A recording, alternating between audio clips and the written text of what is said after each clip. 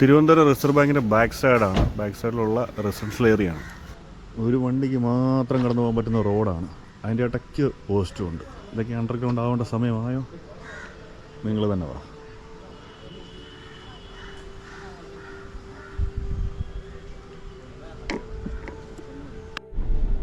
ഇവിടെ സ്ഥലം ഇവിടെ കറക്റ്റ് വഴുതക്കാട് RBയുടെ ബാക്ക് വശം. റിസർവ് ബാങ്കിന്റെ ബാക്ക് സൈഡാണ്. എത്ര കൺജസ്റ്റഡ് ആയിട്ടാണ് ഈ സ്ഥലങ്ങൾ നിൽക്കുന്നത്. ഒന്നാമതേ റോഡിൽ കൂടെ പോകാൻ വണ്ടിക്ക് പോകാൻ സ്ഥലമില്ല. അതിന്റെ കൂടെ തന്നെ പോസ്റ്റുകളൊക്കെ റോഡിൽ തന്നെ. റോഡിന്റെ ശോചനീയാവസ്ഥ കൂടി കണ്ടിട്ട് വേണം നമ്മൾ മുന്നോട്ട് പോകേണ്ടത്. ഞാൻ കഴിഞ്ഞ കുറെ നാളായിട്ട് ഓടുന്നതുകൊണ്ട് എനിക്കറിയാം. അതുകൊണ്ട് എനിക്ക് നാളായിട്ട് തോന്നുന്നില്ല.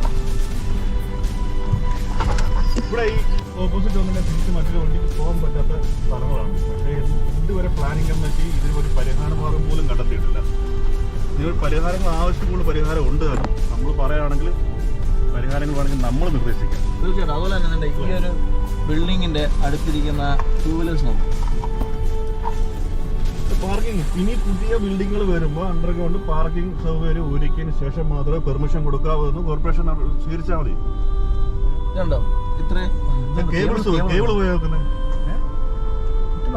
ഇതൊക്കെ അണ്ടർഗ്രൗണ്ട് ആക്കാൻ ഒരു നടപടിയും സർക്കാരിന്റെ ഒരു ബഡ്ജറ്റിൽ പോലും ഇതുവരെ സർക്കാരിന്റെ ഒരു നേതാക്കന്മാരും അല്ലെങ്കിൽ ഒരു വ്യക്തികൾ പോലും, ഈവൻ പ്ലാനിംഗ് കമ്മിറ്റിയുള്ള അംഗങ്ങൾ പോലും ഇതുവരെ ചിന്തിച്ചിട്ട് പോലുമില്ല ഈ കേബിളുകൾ അണ്ടർഗ്രൗണ്ടിലോട്ട് എത്തിക്കാൻ. കേബിൾസ് മാത്രമല്ല, അത് വാട്ടർ അതോറിറ്റിയുടെ പൈപ്പ് ലൈനുകൾ, അതുപോലെ തന്നെ ഇന്റർനെറ്റ് കേബിളുകൾ എല്ലാം നമുക്ക് അണ്ടർഗ്രൗണ്ട് ചെയ്യാൻ പറ്റും. അതും ചെറിയ രീതിയിലല്ല, നല്ല രീതിയിൽ ടണൽ സെറ്റ് ചെയ്ത്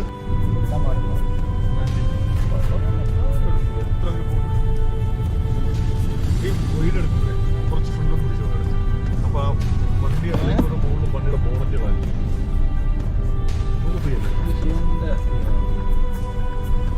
മസ്കറ്റ് ഹോട്ടൽ ബസ് കയറാൻ നിൽക്കുന്ന. അപ്പൊ നമ്മളങ്ങനെ തിരുവനന്തപുരത്ത് തിരിച്ച് യാത്ര പോവാണ്. തിരുവനന്തപുരം ഭയങ്കര ബുദ്ധിമുട്ടാട്ടോ. കാരണം എന്ന് പറഞ്ഞു കഴിഞ്ഞാൽ ഭയങ്കര തിരക്കാണ്. മര്യാദയ്ക്ക് വണ്ടി ഓടിക്കാൻ പറ്റത്തില്ല. വൃത്തിയുടെ കാര്യത്തിൽ വളരെ പരിതാപകരമാണ്. അതുപോലെ തന്നെ തിരുവനന്തപുരത്തെ ഗള്ളികൾ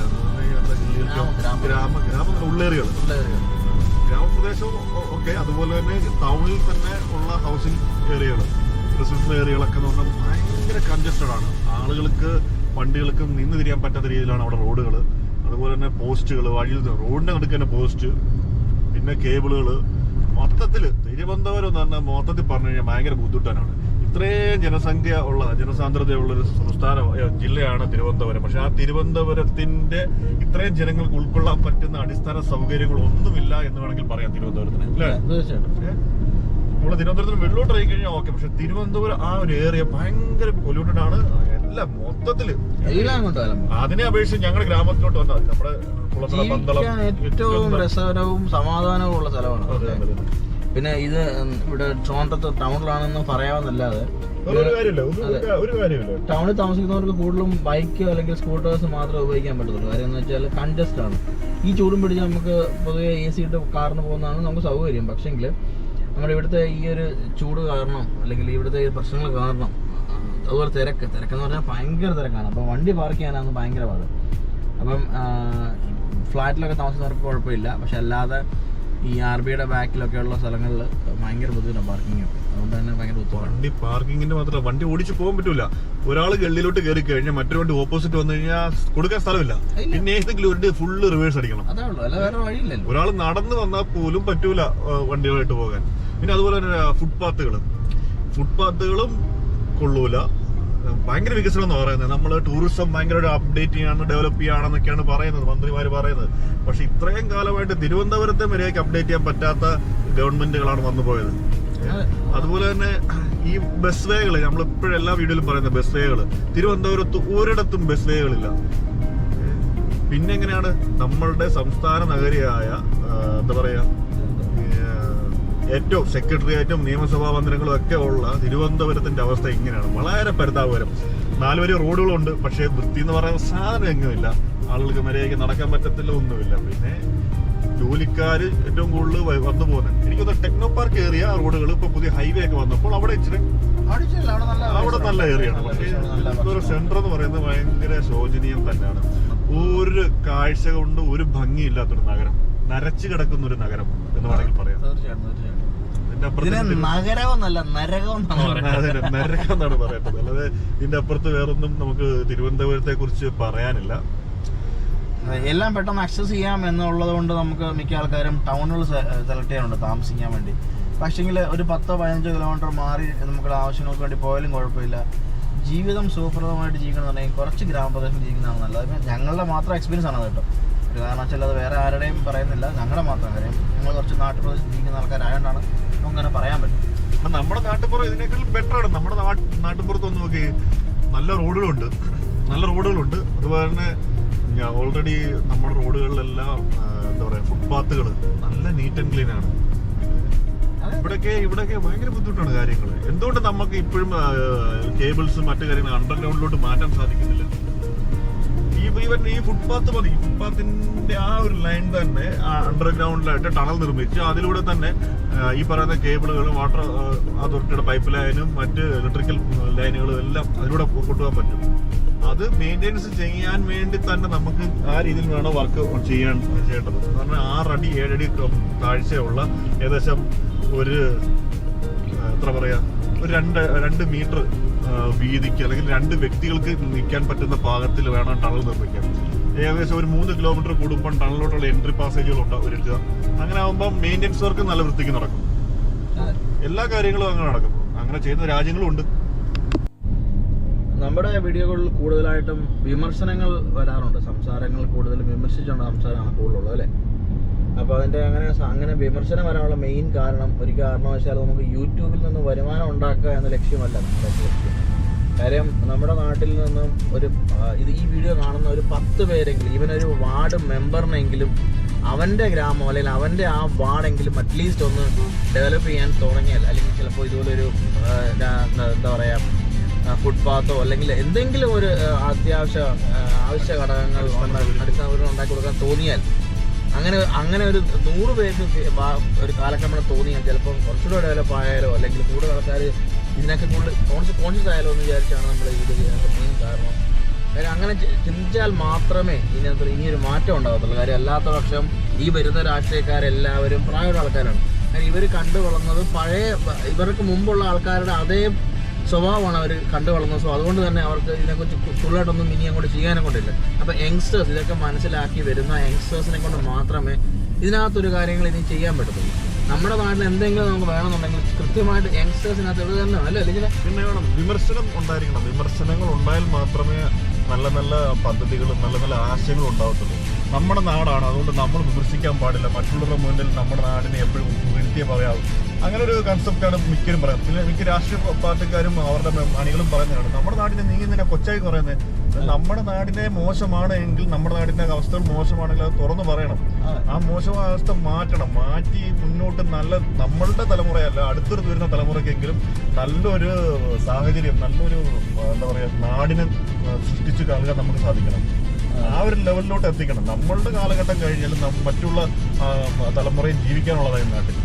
അപ്പോൾ നാടിനെ എത്ര നല്ല വൃത്തിക്കും ഭംഗിയോടെയും ചിട്ടപ്പെടുത്തി എടുക്കുക എന്നുള്ളത് രാഷ്ട്രീയ പാർട്ടിക്കാരെ പോലെ തന്നെ നമ്മൾ പൊതുജനങ്ങൾക്കും ആവശ്യമായ ഒരു കാര്യമാണ്. അല്ല, അല്ലെങ്കിൽ രാഷ്ട്രീയ പാർട്ടിക്കാരെ അവർക്ക് അങ്ങനെ ഒരു ആഗ്രഹമൊന്നുമില്ല. രാഷ്ട്രീയ പാർട്ടി എന്ന് പറയുമ്പോൾ കമ്പനിയാണ്. തീർച്ചയായും കമ്പനിയാണ്. പിന്നെ മതം വിതയ്ക്കുന്ന ഒരു യൂണിറ്റ് കൊണ്ടാണ് ഇപ്പോൾ അതിപ്പം ഞാൻ പറയാനുള്ള കാര്യം, തന്ത കാണിച്ചാലും തന്തലാഴിയാണെന്ന് പറയാൻ പഠിക്കണം എന്ന് ആരോ പറഞ്ഞ് ഞാൻ കേട്ടിട്ടുണ്ട്. അത് നമ്മുടെ പല പാർട്ടി പ്രവർത്തിക്കുന്ന പിള്ളേർ, യങ്സ്റ്റേഴ്സും ശ്രദ്ധിക്കാറില്ല. അവർക്ക് മുകളിൽ കാണിക്കുന്നത് ശരിയല്ലെന്ന് വിവരവും വിദ്യാഭ്യാസവും ഉള്ള ആൾക്കാർ കണ്ടാൽ പോലും അവർ പ്രതികരിക്കത്തില്ല. കാര്യം എന്താണെന്ന് വെച്ചാൽ അവരുടെ പ്രധാനം അവരുടെ പാർട്ടിയാണ്. അവരുടെ പാർട്ടി ശരിക്കും അങ്ങനെ ചിന്തിക്കാൻ പാടില്ല. എൻ്റെ ഫ്രണ്ടുണ്ട്, അതിന്റെ പേര് വേണമെങ്കിൽ എടുത്തു പറയണോ? വേണ്ട, പേര് പറയുന്നില്ല. ആ വ്യക്തിയോട് പറയുന്നില്ല. അവൻ ഇടതുപക്ഷ അനുഭാവിയാണ്, നല്ലതാണ്. പക്ഷെ അവൻ ഒത്തിരിയും പേരെ സഹായിക്കുന്ന ഒരു വ്യക്തിയാണ് അവൻ. പക്ഷെ അവൻ ആ പാർട്ടിയിൽ മോശമായ തീരുമാനം എടുത്താൽ അവൻ പറയും എനിക്ക് താല്പര്യമില്ല, ഞാൻ വരത്തില്ല. അവൻ്റെ കൂടെ 10-12 പിള്ളേരെങ്കിലും ഉണ്ട്. അവര് പക്കയാണ്. അവൻ പറഞ്ഞ് കേൾക്കുകയും ചെയ്യും. കാര്യം ഇത്രയും പേർക്കും വിദ്യാഭ്യാസവും വിവരവും ഉണ്ട് എന്നാണ് എൻ്റെ ഏറ്റവും വലിയ കാര്യം. വിദ്യാഭ്യാസം വിവരമുള്ളൊരു തലമുറ തന്നെയാണ് ഉണ്ടാവുന്നത്. പക്ഷെ ഈ പാർട്ടിയുടെ അണികളായി വരുമ്പോൾ എന്തൊക്കെയോ പണയം വെക്കുന്നുണ്ട് അവർക്ക് വേണ്ടി. എന്തൊക്കെയോ അവരുടെ എന്താ പറയുക മൂല്യങ്ങള് പാർട്ടിയുടെ കാൽക്കീഴിൽ വെച്ചു പോകുന്നു. കാരണം അതിന്റെ മെയിൻ കാരണമാണ് പാർട്ടി ചെയ്യുന്ന തെറ്റുകുറ്റങ്ങൾ ന്യായീകരിക്കാനും അതിനെ നമ്മൾ പിന്താങ്ങാനും ഒക്കെ പോകുന്നത്. തെറ്റാണെങ്കിൽ അത് തെറ്റാണെന്ന് തുറന്നു പറയാനുള്ള ആർജവം ഉണ്ടായാൽ മാത്രമേ തിരുത്തപ്പെടാൻ അവർ തയ്യാറാവത്തുള്ളൂ. തെറ്റ് ചെയ്തത് അത് നിങ്ങൾ തിരുത്താതെ മിണ്ടാതിരിക്കുമ്പം വീണ്ടും ഒരു തെറ്റ് ചെയ്യാൻ കൂടുതൽ അവർ പ്രോത്സാഹിപ്പിക്കപ്പെടുവാണ്. തീർച്ചയായിട്ടും. തമ്പാനൂർ റെയിൽവേ സ്റ്റേഷനും ബസ് സ്റ്റാൻഡും എല്ലാം അടങ്ങുന്ന ഒരു സർക്കിളാണ്, മെയിൻ സർക്കിൾ. സർക്കിളിൻ്റെ അവിടുത്തെ ഒരു കാഴ്ചയാണ് ഫ്ലെക്സ് ബോർഡുകൾ നിറച്ച ആ റൗണ്ട് ബോട്ടെ എത്ര വൃത്തികേടാക്കി വെച്ചിരിക്കുക നോക്കിയാൽ മതി.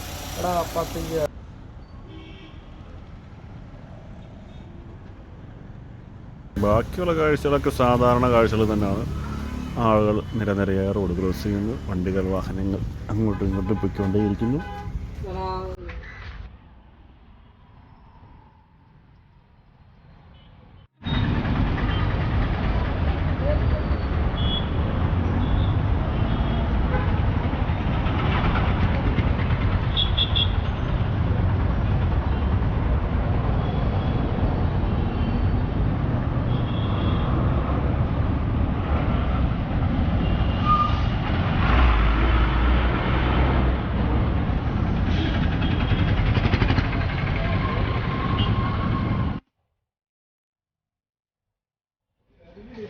തമ്പാനൂർ KSRTC കോംപ്ലക്സ് ആണ്.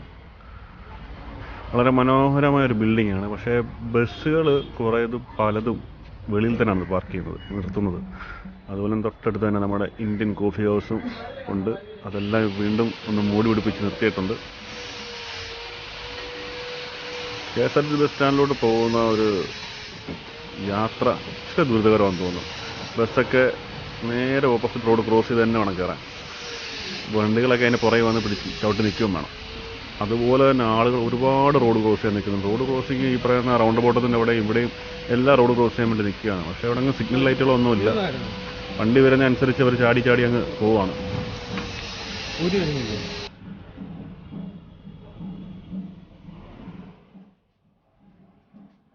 തിരുവനന്തപുരത്തിൻ്റെ മെയിൻ സെൻറ്റർ എന്നൊക്കെ പറയുന്ന ഒരു സ്ഥലമാണ് തമ്പാനൂർ. റെയിൽവേ സ്റ്റേഷനും KSRTC ബസ് സ്റ്റാൻഡും എല്ലാം കൂടി അടങ്ങിയൊരു സ്ഥലം. പക്ഷെ അവിടെ പോലും ഒരു അച്ചടക്കപരമായിട്ട് ഇതുവരെ യാത്രക്കാർക്ക് ബുദ്ധിമുട്ടില്ലാത്ത രീതിയിൽ സഞ്ചരിക്കാനുള്ളൊരു സൗകര്യം ഇവിടെ ഇല്ല. ഇപ്പോഴും ബസ് കയറാൻ വേണ്ടി വലിയ റോഡിൽ കാത്തിരിക്കുന്നതാണ് ഒരുപാട് പേര്. എന്ന് പറഞ്ഞു കഴിഞ്ഞാൽ ബസ്സുകൾ വണ്ടി എല്ലാം കൊണ്ട് നിർത്തുന്നത് മെയിൻ റോഡിൽ തന്നെയാണ്. ബസ് വേ അവിടെ ചെറുതായിട്ടുണ്ട്. പക്ഷേ ബസ് വേയിൽ കയറുന്ന വണ്ടി ഫസ്റ്റിലെ വണ്ടി ചവിട്ടി നിർത്തുക. അതിനുശേഷം വരുന്ന വണ്ടികളെല്ലാം പിന്നിൽ ഇങ്ങനെ നിര നിൽക്കുകയാണ്. അതുകൊണ്ട് തന്നെ മറ്റ് വാഹനങ്ങൾക്കും അതൊരു ബുദ്ധിമുട്ടാണ്. ഇതിനൊന്നും പ്രത്യേക നടപടികളോ പ്രത്യേക സജ്ജീകരണങ്ങളോ ഒന്നും ചെയ്യാൻ വേണ്ടി ആരും തയ്യാറാവുന്നില്ല. നമ്മൾ ഇതൊക്കെ പറയുമ്പോൾ കുറ്റമാണെന്ന് മാത്രം പറഞ്ഞ് നീയൊക്കെ എല്ലാത്തിനും വിമർശിക്കാൻ വേണ്ടി നടക്കുവാണെന്ന് പറച്ചിൽ മാത്രമേ നടക്കത്തുള്ളൂ. പക്ഷേ ഇതൊക്കെ അച്ചടക്കത്തോടുകൂടി നല്ലൊരു സിസ്റ്റമാറ്റിക്കായിട്ടും ചെയ്യാൻ പറ്റുന്ന കാര്യങ്ങളാണ്. വേണമെന്ന് വെച്ചാൽ എല്ലാം നടക്കും. വേണമെന്ന് വെക്കണമെന്ന് കഴിയില്ല. ബസ്സുകളെല്ലാം പോകുന്ന ഇതേ ലെവലിൽ തന്നെയാണ്. ഇതിനൊക്കെ ഒരു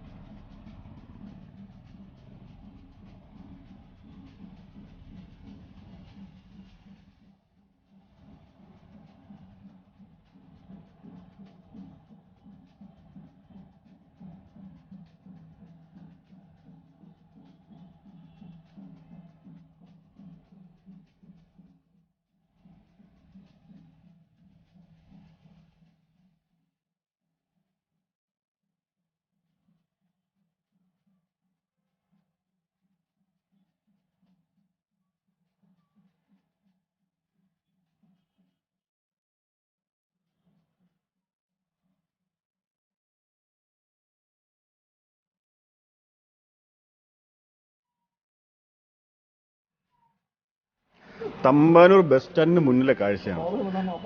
ബസ് KSRTC സ്റ്റാൻഡിലോട്ട് കയറുന്നത് കൊണ്ട് തന്നെയാണ് ഇത്രയും ബ്ലോക്ക് ഉണ്ടാകുന്നത്. മെയിൻ സെൻറ്ററാണ്. ഇവിടെ പോലും ഇതിനൊരു പരിഹാരം കാണാൻ ഇതുവരെ നമ്മുടെ ഗവൺമെൻറ്റിനൊന്നും സാധിച്ചില്ല. പോകുന്ന ബസ്സെല്ലാം KSRTC ബസ് സ്റ്റാൻഡിന് വെളിയിൽ തന്നെയാണ് പാർക്ക് ചെയ്യുന്നതും ആളുകളെ കയറ്റിക്കൊണ്ട് പോകുന്നതും.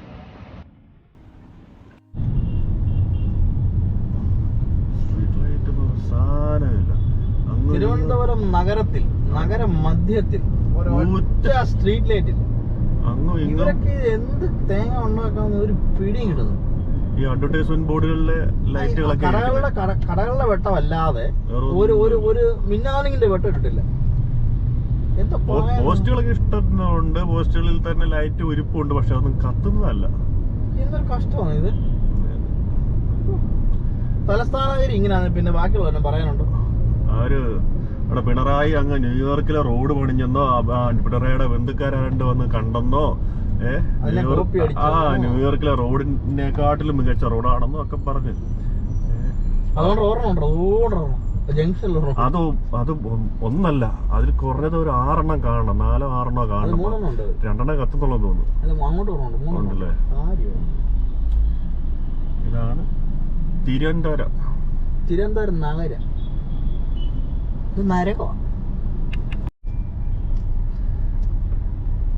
ഈ വീഡിയോയിൽ എവിടെയെങ്കിലും ഒരു സ്ട്രീറ്റ് ലൈറ്റ് കത്തുന്നത് കാണിച്ചു തരാമെന്നെങ്കിൽ ആ കാണിച്ചു തരുന്നവർ കമന്റിൽ ഇട്ട് കഴിഞ്ഞാൽ അവർക്ക് ഞങ്ങൾ പ്രത്യേകം പ്രൈസ് നൽകുന്നതായിരിക്കും. ഒരെണ്ണം കാണിച്ചു തന്നാൽ മതി. കത്തുന്നത് വേണം കേട്ടോ, കത്താത്തത് കാണിച്ചിട്ട് അവരുടെ അവിടെ ഇരിപ്പുണ്ടേന്ന് പറയില്ല കേട്ടോ ആരും. ഇങ്ങനെ നമ്മൾ തിരുവനന്തപുരം വിശേഷങ്ങൾ നിർത്തുകയാണ്. എല്ലാവർക്കും ടാറ്റാ.